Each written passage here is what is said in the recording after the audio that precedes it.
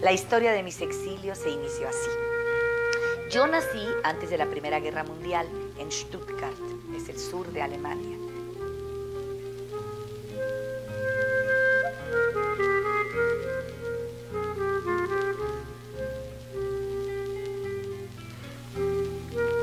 Mi padre, que era demócrata, fue nombrado director de la electricidad de Berlín, donde yo realicé mis primeros estudios, el bachillerato y la carrera de leyes.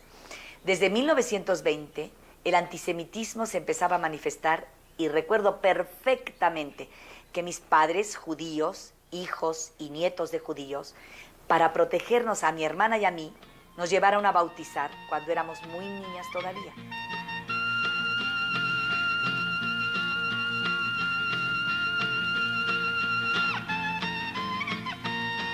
Brígida fue de las primeras, mejor dicho, sí, de las primeras, la primer mujer que hizo televisión, porque fue la primer mujer productora y directora de la televisión mexicana.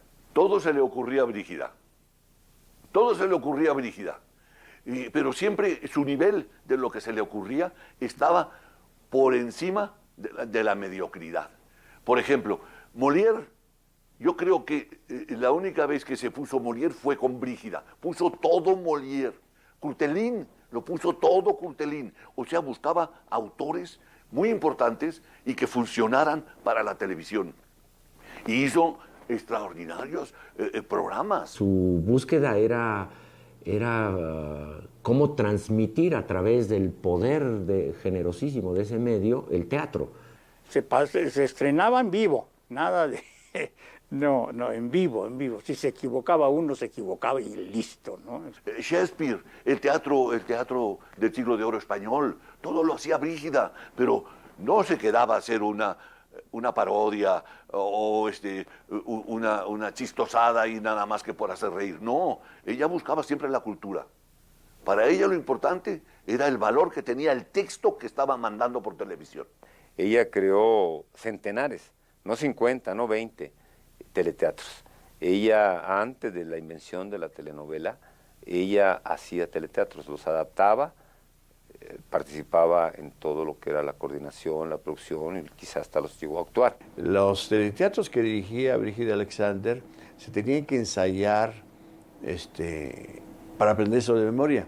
Entonces tenían que ensayarlo, pues que yo sepa, como 30 días antes, y no tenía espacio Brígida. Muchas veces Brígida estaba ensayando en las escaleras de la Lotería Nacional. En la Lotería Nacional era un cuarto más, bueno, la mitad de esto era el foro de allí. No era ningún canal, le prestaban allí o lo alquilaban o no sé por qué, pero allí sí les prestaron un pisito. Y allí taparon las ventanas, taparon con masonite, o no sé cómo se llama, para el sonido, ¿no? Allí se hicieron los primeros programas que se hicieron en México. Pero hicimos cosas muy hermosas, de verdad, con muchos actores muy reconocidos en aquella época y con mucho entusiasmo. Más que todo, yo digo que el haber inventado la televisión como lo hemos hecho nosotros, ella fue de las principales.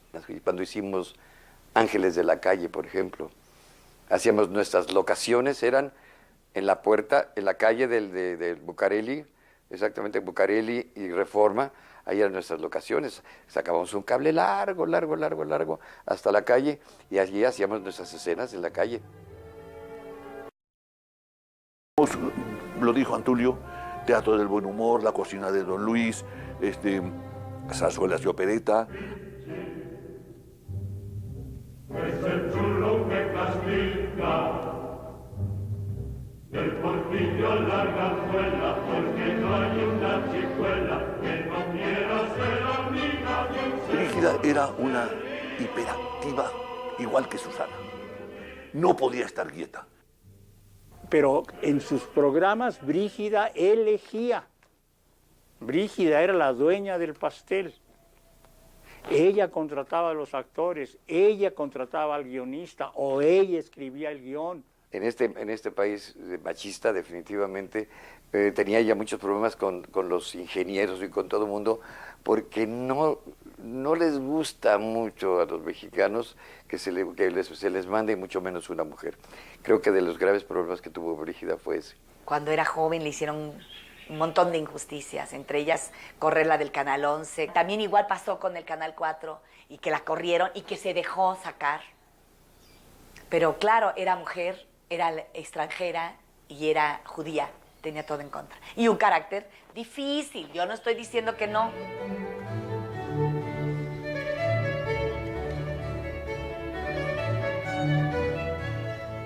Era muy chistosa ella, era impresionantemente chistosa, era divertida, amena. Digo, para mí sí me gustaban mucho las cosas que hacía.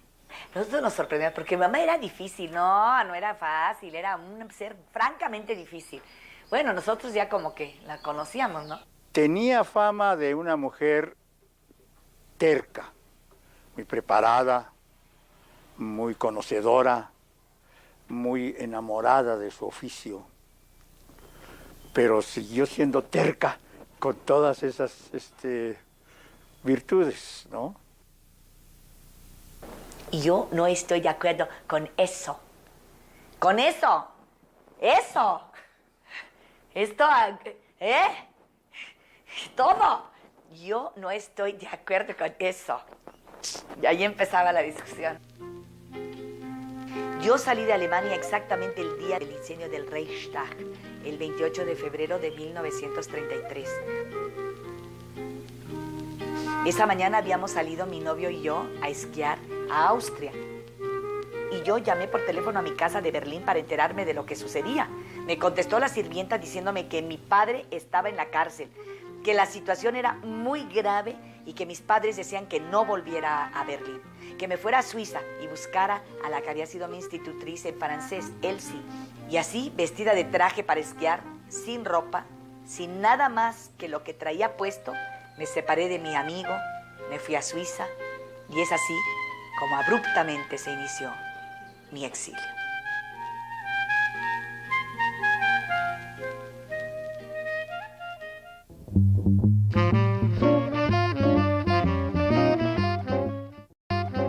Y el exilio a mí me parece que siempre estuvo vigente y presente en todas las actividades que ella realizaba. Gracias a Dios, gracias a Einstein y gracias a él, Einstein, yo estoy en México, porque estando en la zona libre de Francia, casi a 2 pasos de la invasión alemana en abril del 42, Einstein obtuvo un salvoconducto para que junto con mi marido y mi primer hijo, Didier, que es el mayor, que nació en Francia, nos trasladáramos a México. Mi mamá contaba que Einstein iba y tocaba el violín, porque en esas familias no veían la tele, no era época de televisión, y no hacían cosas, sino que hacían conciertos en las casas, en fin, lecturas, cosas bonitas que, pues por ahí me tocó todo eso a nosotros, ¿no? Es una familia que yo quiero muchísimo. Es una familia muy unida. Recuerdo hasta el papá de Susana, ya no se habla de él, el ingeniero Alexander, que murió de polio. Y yo hice una amistad, era una gente de una gran cultura, tocaba magníficamente el violín. Y que yo en aquella época de que la conocí, dije, mi primera novela va a ser, se va a llamar Brígida y esa es la historia, ¿no? Me regaló mucho material de ella, escribía cuentos, escribía teatro.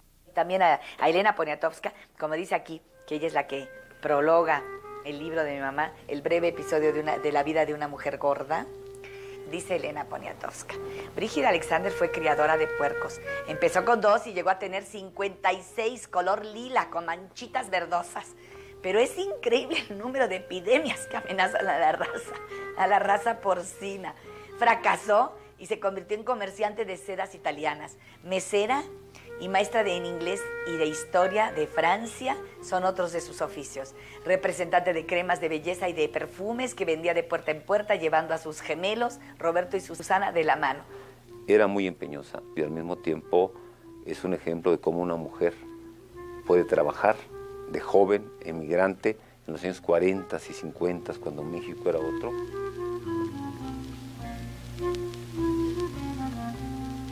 También compró primero gansos, no, patos. Compró el libro entero, ¿no? Ya estaba, porque era una mujer que, no, documentada. Compró aquel libro para el criadero de patos que tenía, iba a poner allí en esa alberca. Para empezar, resultaron que eran 2 patos hombres, pues, jotos, 2 hombres. Entonces, pues no iba a haber criadero de nada. Brígida se dedicó a hacer accesible a nosotros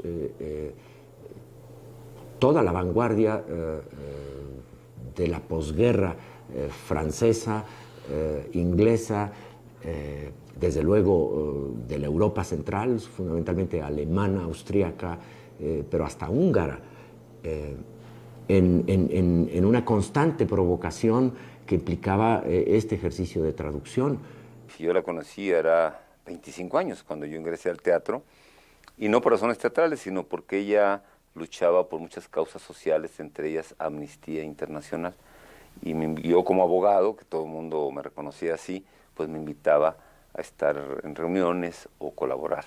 En 1968, junto con otra mujer, Alicia Sama, se dieron cuenta que en México había un vacío de defensa y promoción de los derechos humanos.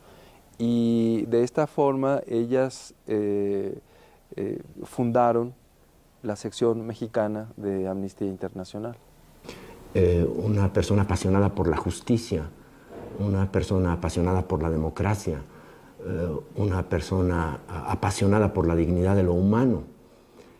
Y quizá por eso su mundo era el teatro. Brígida era una gran actriz, pero ni ella lo sabía.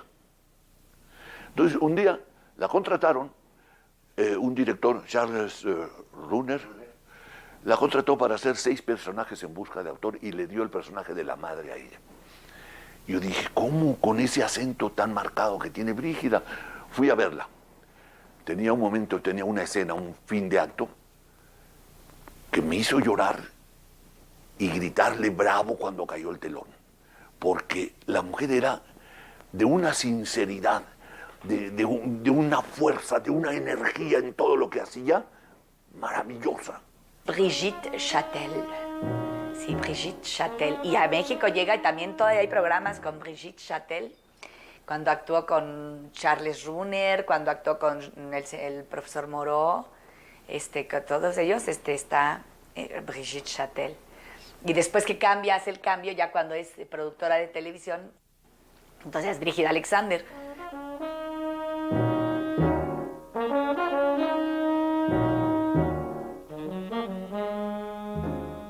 Ella manejaba una energía que ya no existe en muchos actores, ¿no?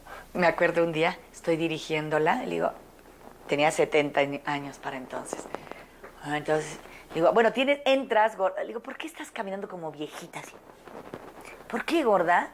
¿Qué haces? ¿Por qué caminas así? Es que tengo que ser una vieja. Le digo, gorda, ¿cuántos años tienes? 70. Bueno, ya estás vieja, ¿eh? No hace falta que actúes.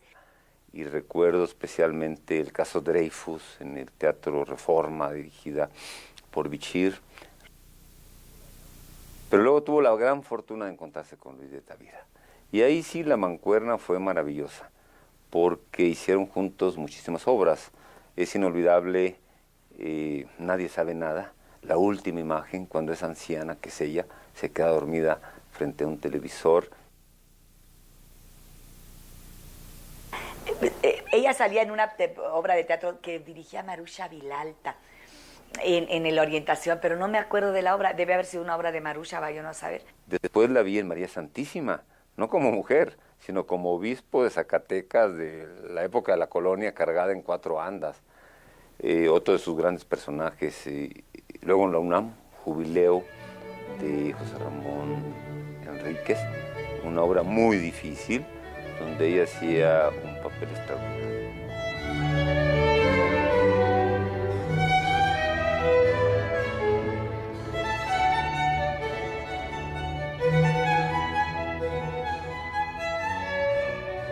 cada papel que yo le llegué a ver tenía algo que ver con la extranjería.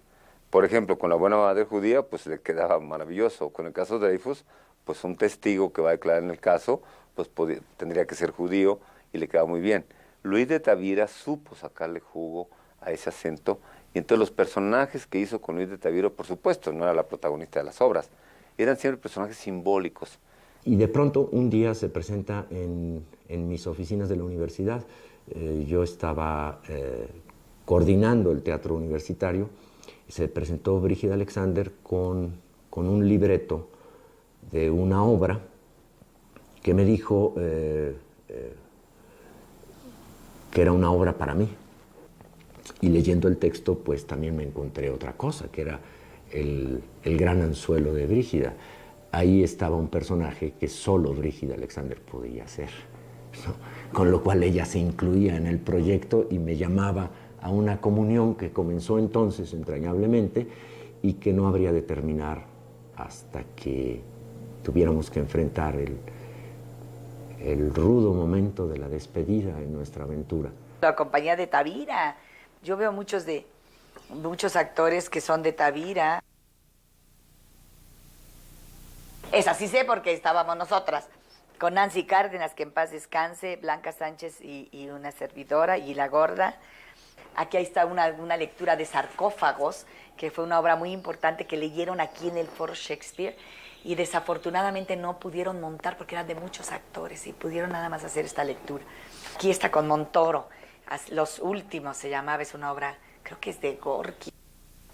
Y bueno, su última obra, su despedida realmente, fue una despedida, pues yo creo que la que desearían cualquiera de los actores o actrices del mundo, hacer una obra a su edad, con un personaje de su edad y con Ignacio Rete, dirigidos por Tavira. De pronto ya era noviembre del último año y nos absorbía el afán de un montaje difícil. El 75 de Israel Horovitz. 2 personajes nonagenarios en el naufragio de la memoria. Y Brígida, actriz, batallaba con la memoria para dar vida a un personaje que batallaba con la memoria. Nos costaba cierto trabajo aprendérnoslo. Y faltando, no sé, 6, 7 días para el estreno, me dice Brígida, oye Nacho, dile a Luis que te ponga el automático, ¿cómo se llama? El apuntador. No, yo de aquí yo me lo estreno. Ay, Nacho, no seas así, te vas a equivocar. No, yo me lo estreno. A los 2 días, Nacho, te vuelvo a decir, pídele a Luis que te ponga el apuntador. Ay, 2 días antes del estreno o 3 me dice, Nacho, pídele a Luis que nos ponga el apuntador. Entonces, cuando tú le explicabas a Stanislavski y todas estas cosas, decía, entonces decía que no entendía y qué cosas así, pero venía de una escuela diferente.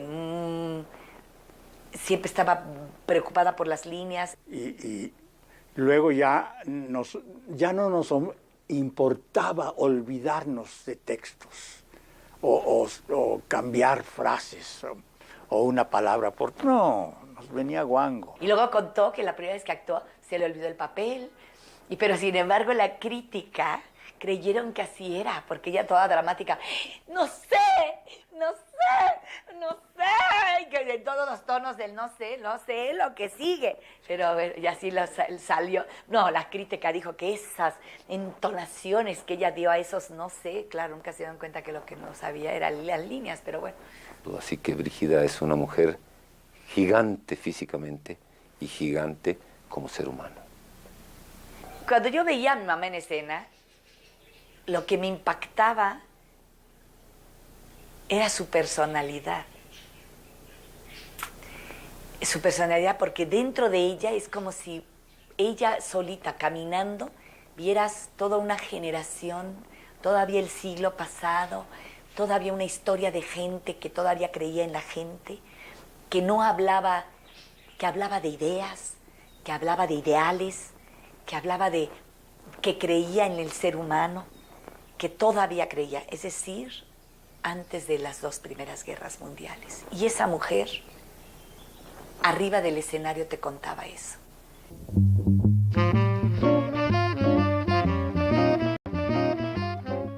A ver quién me puede contestar la siguiente pregunta. ¿Cuál es la 11ª tesis de Marx sobre Feuerbach? Soreutik. Los filósofos no hacen más que interpretar el mundo, pero de lo que se trata es de transformarlo. Está bien, puede usted sentarse. Hay una película de Raúl Bustero que se llama Redondo, donde ella es una monja en un convento virreinal y está espléndida.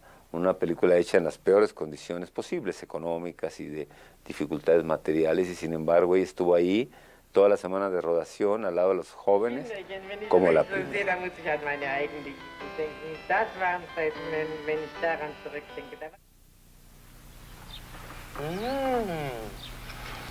This is delicious, Tita. Thank you. You are lucky, Johnny. Because Tita, aside from being pretty and intelligent, also cooks wonderfully well. You will even gain weight with that marriage. La de Perfume Efecto Inmediato fue la última película que hizo Brígida.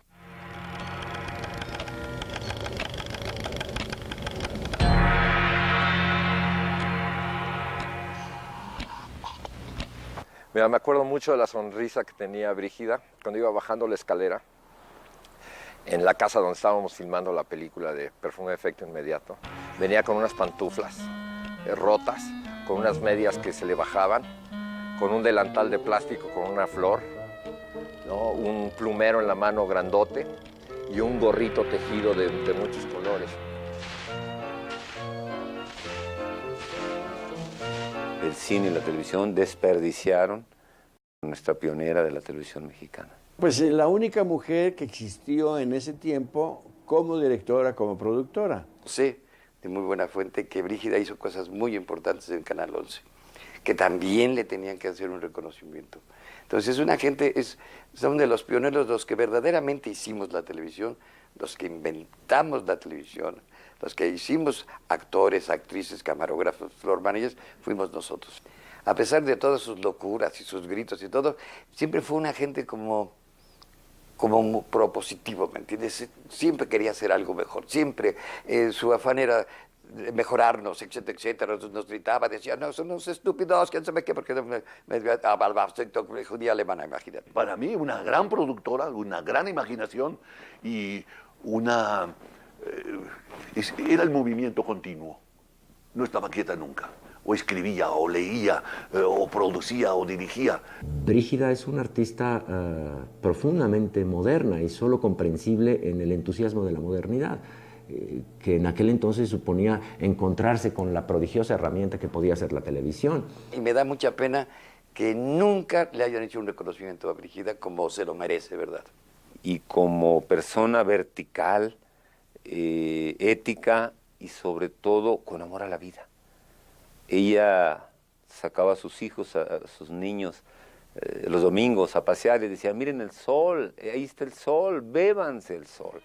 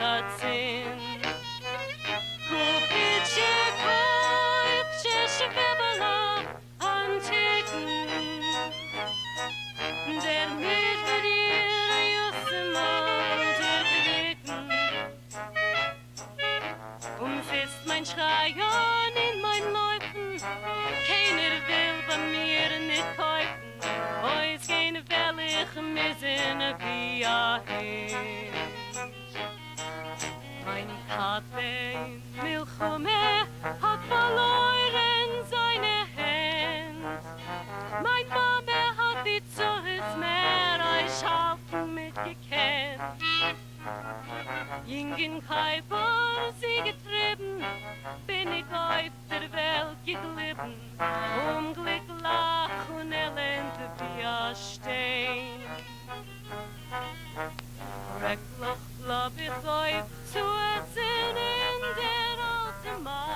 No se pierda la próxima semana otro Garbanzo de a Libra.